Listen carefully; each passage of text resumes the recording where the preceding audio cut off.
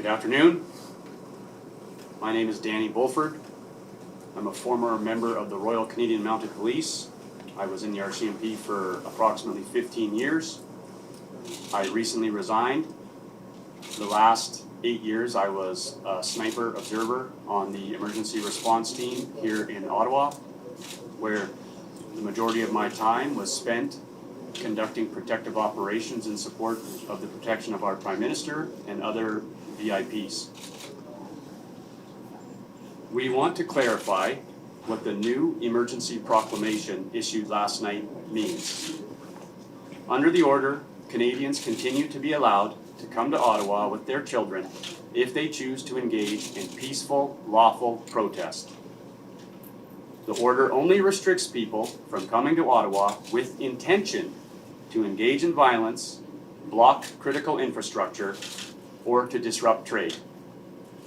The Freedom Convoy and our supporters have always denounced violence. We only support peaceful protest. We are here in peaceful, lawful protest, seeking the restoration of our fundamental rights and freedoms. All Canadians should be surprised, no matter your political opinions, that the federal government has resorted to such an extreme and authoritarian measure like the Emergencies Act, and that the government wants to use force against a peaceful demonstration. We are peaceful demonstrators, engaging in lawful advocacy, protest, and dissent. The federal government emergency order clearly states that this protest is allowed to continue as long as the protesters are peaceful. The government is trying to order the police to use force against Canadian citizens who are peacefully demonstrating. As Canadians, we cannot allow this to happen. We call on our fellow Canadians to come to Ottawa to exercise their legal right of assembly and protest. The more Canadians that come to Ottawa will make it harder for the government to get the police to follow their illegal order. I'm a former member of the Ontario Provincial Police, having served for 32 years of service. Following my service, I was issued a police exemplary service medal for that service.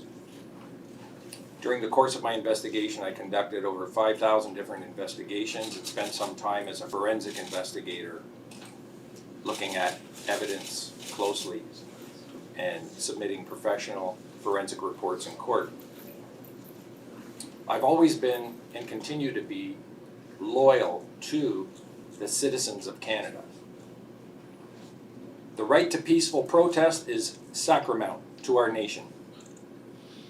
If that principle is abandoned and it looks like the government is heading in that direction, the government will reveal itself as a true tyranny and it will lose all of the fraction of remaining credibility it has left. We are concerned that the government will order the police to use violence against the peaceful protesters. The greater number of Canadians having more Canadians here defending the Charter will prevent the police from carrying out the government orders. The Convoy is conducting a lawful protest. We recognize there is a democratic process under which change occurs, and we have no intention of acting outside the realm of this democratic process.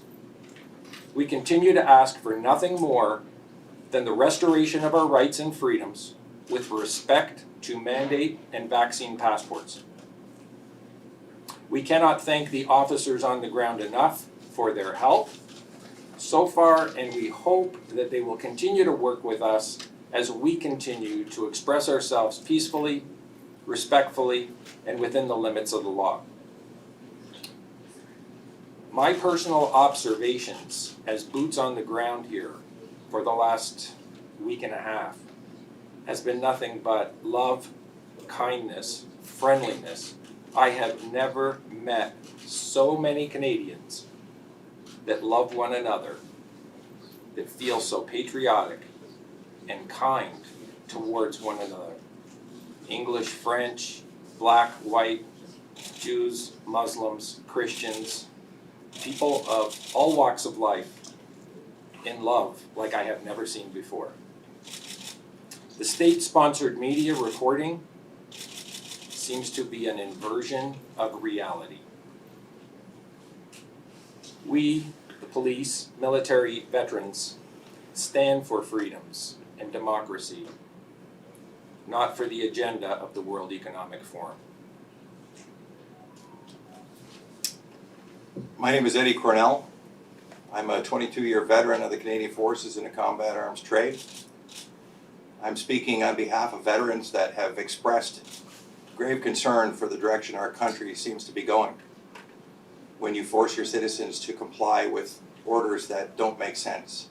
So we have lended our voice to the truckers movement and Convoy with supporting the reducing of their mandates and removing them.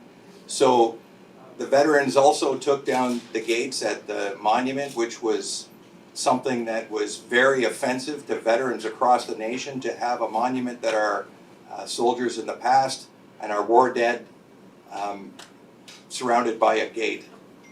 Very offensive. So the veterans took it upon themselves to remove those barriers and protect that monument for a 24-hour period each and every day. What I saw in the media, once that story was put out, was that they tore down the gates and desecrated the monument. That is totally not true. I request that all of you please tell the truth. Don't shape a narrative. Tell the truth. That's all we ask. So the veterans have come forward and stepped up and came here to support people that are standing up for the freedoms that we all know as a Canadian. And we know what's right and we know what's wrong. So I'm calling on all veterans to come lend your voice to this movement so that the rest of Canada can see that this is wrong and they have our support. In closing, I'd just like to say, anyone that can get here, whether it's a car or on foot, please come.